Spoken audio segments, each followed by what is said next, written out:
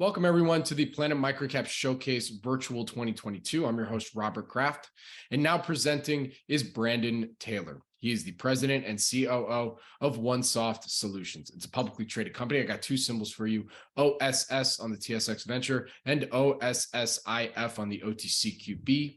With that, Brandon, take it away. Thanks, Robert. Super appreciative that you invite us and have us on this so we can share the story with investors on your network. As Robert said, I'm Brandon Taylor, I'm President and CEO of OneSoft Solutions. We're a SaaS software company specifically focused in oil and gas midstream space. We built an integrity management cloud-based application. Today we have 15 customers, roughly over 180,000 miles under subscription, no debt, cash on hand at 4.7 million. You can see that there's a significant insider ownership, so we're very much aligned to investors within it. I'm going to go ahead and take you through a normal disclaimer. So really, what do? We effectively manage within the United States. Specifically, we focus there initially because it's highly regulated. Our Department of Transportation, an agency called Pipeline Hazardous Safety Materials Act, or PHMSA for short, regulates any pipeline with the U.S. There's roughly about 2.6 million miles or 2.7 million miles of pipe. About 660,000 of it is piggable. They have to inspect this pipe if you're liquid every 5, gas every 7. And really what our solution does is help these pipeline operators manage that integrity management process to make sure that they're basically reducing their operational risk. And specifically what that means is they're not having release events, accelerating their process efficiencies. 80% of the customers when we first engaged were using Microsoft Excel for a lot of these processes. They've all started digital transformation. That's the movement to the cloud. And then ultimately it's about cost savings. So we're really managing that complete ROI from end to end on the integrity process itself. Some stats related to OneSoft specifically, we just posted our quarter, which we were really excited about. We had 69% period over period Q3 revenue growth. Another metric that we look at is at the bottom, which is this 51% period over period Q3 increase in deferred revenue. So it shows that we're really still ramping up new contracts. 2021 we had 1.5 million in a net increase in revenue from new customers. A really good retention rate on our customers at 100% in 2021, and then 71% we did an acquisition, so it drove our gross profit down a little bit, but we expect that to go back up. But revenue at year to date in 2022 was 71%. Some industry challenges. So for those that aren't familiar with the stories, to have some sense of how this industry operates, and then hopefully gives you some sense. There's a lot of siloed systems as new regulations have come online over the decades, whether that be risk or corrosion, core integrity. Those typically spin up as different processes within, and these are Fortune 100, Fortune 500 companies. Within the organizations. So lots of legacy manual processes and data silos specifically related to different functions within the integrity management process. Yet PHMSA continues to release new regulations. They just released Mega Rule 2, which brings in a bunch more what they call piggable pipe. Those are pipeline inspection gauges that they actually put at a launch valve product, whether that's liquid or gas, pushes it down, they take it out the receive valve. That data is aggregated on the device. Majority of these pipelines are buried. So when they take it out, they take that data, aggregate it, send it to an operator, and that's the data that we ingest into our solution, which is called Cognitive Integrity Management, or CIM for short. And that's what they run at an enterprise level.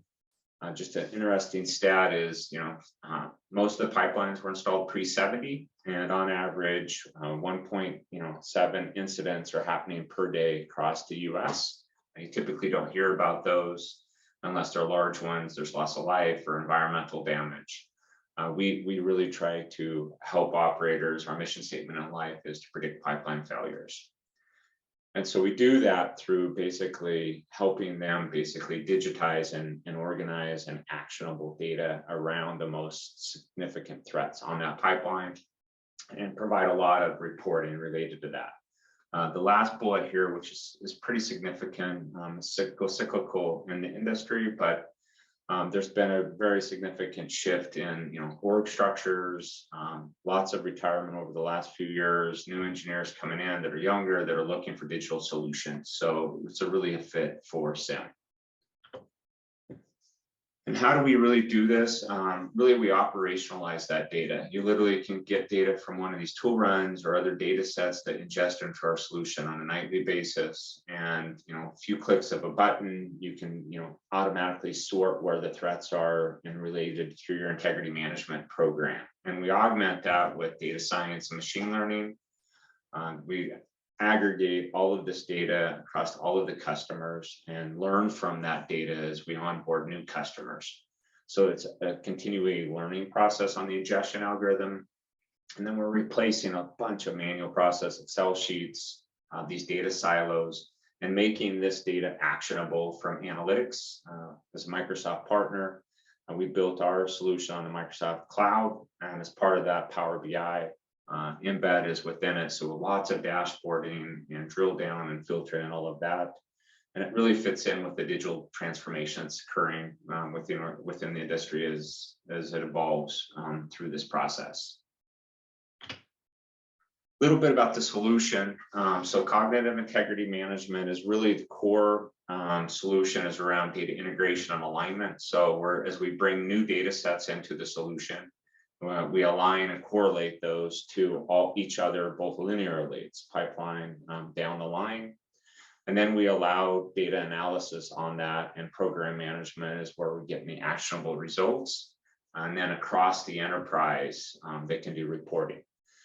That basically facilitates the planning, which tools am I going to run, when am I going to run, and what vendors am I going to use, to analysis on conditions that you need to run, not only industry specific, but company specific to our solution. We built our own type of conditions, and then ultimately out to the field for mitigation and repairs. On top of that, we're bringing in 3 new modules: risk management, which is around quantitative probabilistic risk models that we partnered up with CIFR, crack management, which is where you're growing out cracks, and then corrosion management, both internal and external, which happen to be major forces on pipeline threats. With those, if you look at corrosion management, we released that in June, our internal corrosion. That brought in 3-4 other different data sets now that we correlate to ILI. External corrosion, we've already brought in CIS and then CP data and OTCQB. So other data sets basically are coming into the solution that correlate. And again, this is about regulatory requirements about you bringing in and integrating other data and then doing analysis on that. So these are data sets that are coming in. Crack management brings in additional data sets, these specifically related to pressure, profiles along the pipe. And then risk management is going to bring 66 different attributes into the solution, 8 of which we've already have within SIM, and then other additional ones as we come. Basically, to correlate all of this, help with probability of failure, and then ultimately consequence, risk rank, total risk across each joint of pipe across the whole pipeline. A little bit about the solution here is cloud-based. So here you can see all you need is a browser, Chrome or Edge, modern browser. You'd have a customer.onebridgesolution.com. This is the main dashboard. You can see which tools I've run, how many assessments that does that consist of, how many anomalies, cracks, and dents that do we have along our whole entire pipeline system. And then you can see it's enterprise, the planning, compliance through DIG. And we have a bunch of dashboards. So specifically, this dashboard allows you to look at what the tool called versus what you actually found in the field. So you can optimize vendor selection on tool technologies as you just go into the future. And then everything about anomalies that we find, where it is, what the pipe information around it is, all the industry calculations, the history over decades. This is from all the way back to 2000, where it is in the world. And then we've done a bunch of visualizations within Power BI related to, like, here's a 3D visualization around that joint of pipe and all of the anomalies from 2000, and then alignment bands. So lots of depth for subject matter experts at these operators to go decide if they want to mitigate this. Here's an example of our internal corrosion dashboard. So this is telling us, an internal corrosion prediction score. Do you have internal corrosion? It's sometimes very difficult to know, and then is actively growing. Compliance, lots of PHMSA related regulatory compliance. So which threats do I have on my pipeline? How many? We have certain days to repair those. So are you meeting those deadlines related to days, or you can get fines related from PHMSA for not mitigating the threats that you've identified. And then just normal workload continues. We're on about a 6-week cadence, so we're continually releasing this about every 6 weeks. New features and functions roll out across all of our customers when we push it out. And this gives you kind of an idea of what those kind of dashboards look like. Here's an example of some of our customers. These are, again, Fortune 500. 2 super majors are within the list. We're managed partner, global partner with Microsoft. And then we have service providers and tool technology providers that partner with us to basically help bring the solution to market. Case studies, and this is something that we continually work on, cost savings, ROI, those are very significant things within industry. A couple of examples, and there's many of them we could talk, but cost savings where we ran over 1,000 ILIs and basically looked at 23,000 different excavations. So we can really show both the dig cost savings and making sure that you're doing the right digs, which is super important. Digs can average from $30,000 all the way up to $200,000 depending on where you are. So it's very significant. The efficiency here, as I mentioned earlier, there's a bunch of manual processes. So whenever we can reduce those processes, and the second example is where we did 33 pipelines, an engineering consulting firm that worked with us to do that, where they looked at 33 pipelines and what would have taken 4 months of work, right, shrunk it way down into a significant time reduction, which is related to cost again. And then analytics. We've built a bunch of new growth models within it. Industry typically would use what they call half-life and 6-millimeter methodologies. So we can actually show where we've got better analytics, making sure that those anomalies that you're targeting are the right anomalies, which then drive again to cost related to it. So we're still driving a bunch of analytics related to that. Some financial metrics, if you look at that. So over the last 25 quarters, 80% revenue growth quarter over quarter. And you can kind of see the trend line. The last quarter, September 22nd, we included the acquisition. So this includes the acquisition revenue that came through that, which represented about $421,000. So you can see the trend line. This is the line that we look on from a revenue perspective, quarter over quarter. So we felt very happy the last quarter and where this trend line is taking us. And we believe that we have sufficient cash on hand to fund the current business. The growth strategy is to expand our customer base. So this is about customer acquisition for us. Number one driver in our sales and marketing initiative is to go acquire customers. Once we have the customer, we want to increase the footprint, hence crack management, risk, corrosion, and then become the thought leader within integrity management within industry. As I mentioned, we have 180,000 miles in subscription across 15 customers. To date, that hasn't happened in a cloud solution where we can analyze that data across all of those customers, and they're asking us to do that. So we can start determining which industry events would apply to all of them. And then ultimately, we've set up customer roundtables, we'll set up customer councils and advisory committees as we expand into other markets. It's kind of the curve that we're looking at from a go-to-market strategy perspective. We're really focused, we have an innovation lab, so new industry opportunities as they come up, those will cycle through, we'll vet it with customers, go test it in, fail fast, succeed fast model. And once we validated that, that hits roadmap. You can see that our vision started as initial product. We believe that we're in the bowling pin. If you're familiar with crossing the chasm analogies, we're in the bowling pin stage where we're building out that whole solution.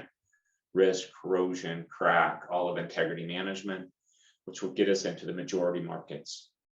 which is stage 3. And then ultimately where we want to be is the kind of gorilla within the space of midstream integrity management. Investment highlights. So first mover advantage. We have about a three-year head start on cloud. Our very first, 5 clients, we were their very first cloud solution with the SaaS agreement. We still lead in that endeavor. We're in process of getting our SOC 2 Type 2 certification by the end of this year, which has taken us 2 years to get. We also believe that we picked up some IP from Phillips 66 that probably from just an end-to-end enterprise solution helped kind of leapfrog us another 3 to 5 years. We have very significant, intellectual property and deployment models where we really can spin this solution up quite fast. I already mentioned the high insight ownership, so very much aligned to margins or to investors. And then the margins will continue as we grow to basically, because really for us, the only really massive expense that we have beyond salaries is the Azure expense, which is Microsoft's cloud component. We use that for development as well. So as we onboard new customers, that expense will go down. Expense will go up, but our margin will go up as well. So kind of the last thing I'd like to mention on that, and the rest of these we'll leave, is really about the DaaS platform, which is data as a service. So I think I've mentioned that this is really the first time in an industry where operators have loaded data into our solution, and our data science team can look across that, all of the customers. So over 180,000 miles of pipe to really start drilling down into the data. At some point, we'll learn from that data and figure out if there's a way to monetize that data into at an industry level. Is really one of the objectives that we have, is to start basically help them. You're digging this where you really should be digging this kind of stuff. So we're really excited about where that's going to head us. With that, I think I will open it up to questions. Robert, if you want to jump in. Brandon, thank you for your presentation today. Really do appreciate it. So first question I want to ask you, and this is something that I'm asking to every company that's presenting here today and on the 7th. We're managing through tough markets right now. What measures would you say the company is taking to manage macroeconomic pressures currently affecting most microcap companies across the board? Yeah, we feel like we've held up pretty well. One of from a macro perspective, energy and specifically oil and gas right now is quite well, right? I think the Ukraine thing, and that people have seen that basically that we still have a very significant demand and need for that energy. So our customers are actually investing at this point. So there's still a lot of consolidation going on in the market. So we're seeing, just uptick from that perspective, where our existing customers are doing M&A themselves, and then moving those assets into our solution. So we feel pretty blessed about that scenario. And then most importantly, I guess, just, we watch the expenses, hence the cash, but we had a record quarter. So we feel really good about our last quarter. We've queued up next year. Lots of opportunities are in the pipeline right now. So we're feeling pretty good about what 2023 looks like for us. Speaking of 2023, my next question for you, looking ahead there, and from what you can tell us, what would you say are some of the company's value catalysts that you think folks should pay attention to? I think the customer acquisition is always key for us. When we sign customers, we get these are multi-year agreements. So 3, 5, 10-year type of agreements. No customer, enters into an agreement with us lightly.